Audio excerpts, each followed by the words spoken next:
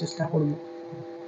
প্রতি বৃহস্পতিবার মেষ রাশির জাতক বা জাতিকার কোনো ভিক্ষুককে, কোনো হত দরিদ্র মানুষকে আপনি ছোলার ডাল তাকে উপহার দিন, তাকে দান করুন।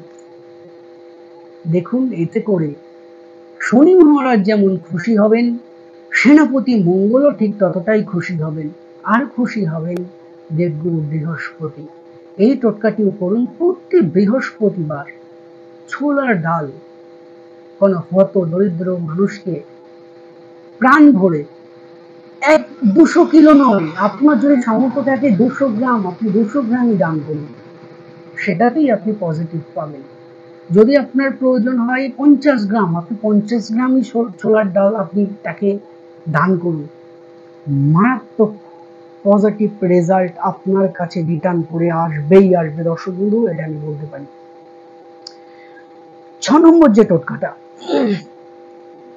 যারা সুশান্ত শাস্ত্রীর ভিডিও দেখেন তারা জানেন আমি প্রতি ভিডিওতে বলি